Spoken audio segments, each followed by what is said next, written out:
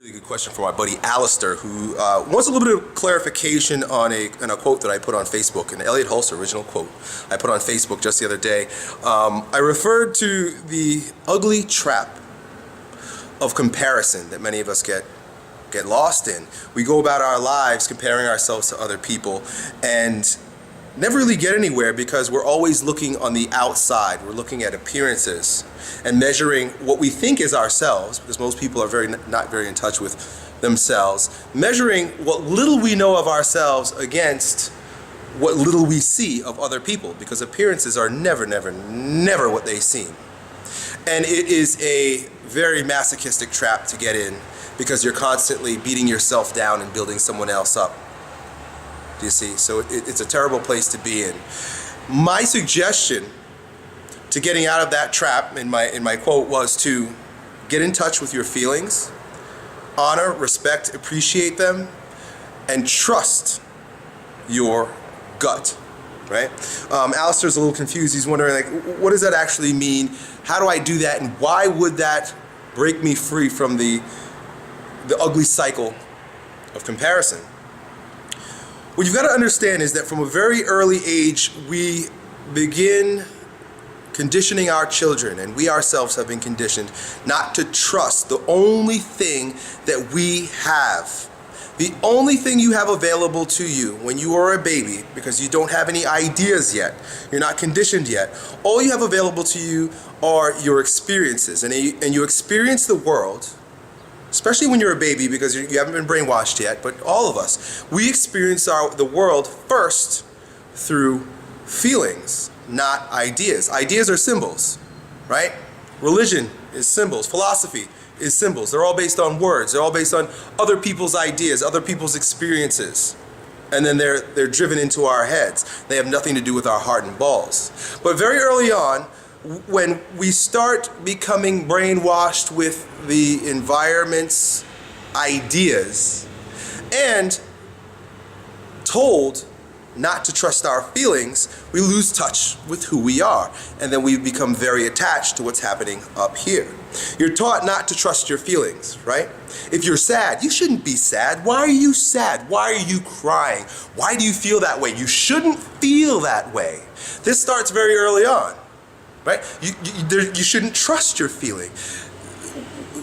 All realms of society do that to us. Our parents do that. You shouldn't feel that way, right? Religions tell us that you shouldn't feel sexual, right? If you got sexual feelings, it's bad, they're wrong. Your feelings are bad, they're wrong, they shouldn't be trusted, right? And when you begin negating the only thing that you have available to you, it's the only thing you own is your feelings. Remember, everything else that comes through is an idea. They're all simply ideas. You might call them truth, but still they're just symbols.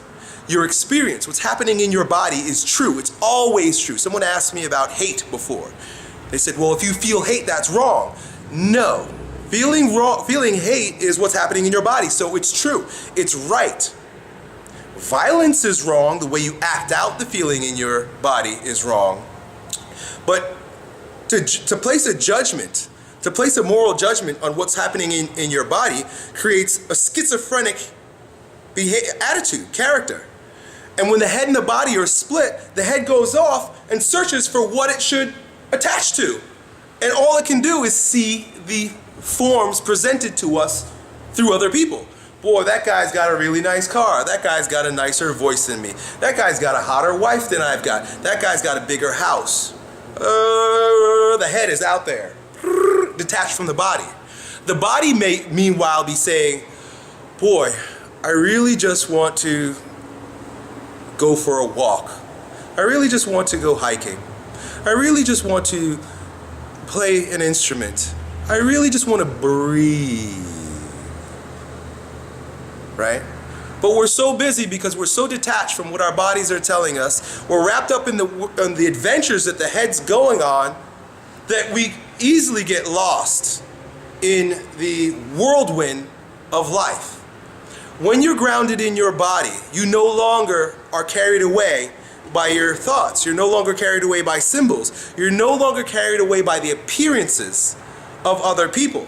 We don't know what they're feeling. I don't know what they're feeling. That guy might have a multi-million-dollar house, but he might have ulcers because it's going completely against what his heart and his balls want. What I'm inviting you to do is to don't force yourself to stop comparing to other people. Start breathing into your balls. What I mean is get in touch with what's happening in your body. Trust your body. Because if everyone is telling you that you need to go and be a lawyer, and you see all your lawyer uncles and aunts and your lawyer friends with what are the trappings of success without really getting a subjective experience for what's going on in their bodies, you can very easily be carried away into believing that's what I need to do, and you're comparing yourself to them on the same journey. They're all miserable. I guarantee you that 90% of the people that you're comparing yourself to are miserable because they're not in touch with their bodies. When you are grounded in your body, you will be able to navigate life through sensing what is right for you. This all sounds very strange. This all sounds almost like demonic, people will have you believe, right? Or earthly. I don't know what it is. They use all types of manipulative techniques to cajole us into using our heads and not trusting our hearts. What I'm telling you is forget the symbols, forget what people have told you, forget what everyone else is doing, and feel your way through life. Let your heart and your balls navigate you. This is very scary. This requires a lot of courage, and a lot of people are not going to trust you. They don't trust me because I say shit like this. Elliot, that doesn't make any sense. What if your heart tells you blank? What if your heart's wrong? Your feelings are wrong. What's going on in your body is wrong. It's evil. It's bad. I'm saying fuck that. Fuck you. Trust your heart. You might not have what someone else who has a neurotic drive towards worldly success gets, right? Seemingly on the outside. You might not get the fast car and the big house, but you still own your balls. You still own your heart.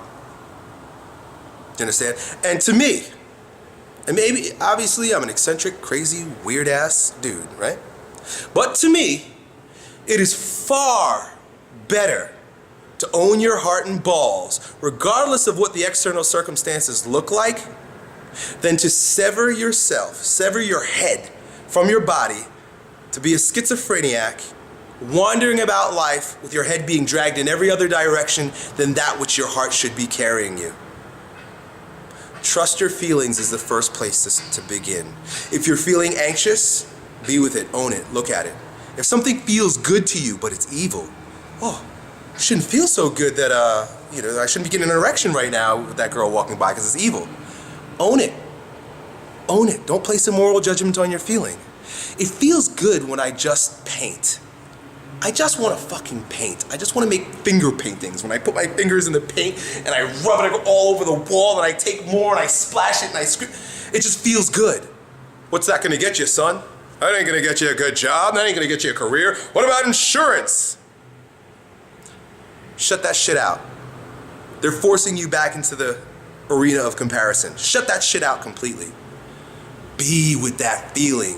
If you feel great painting with your fucking fingers on a wall, go and do it. Go and do it as much as you can.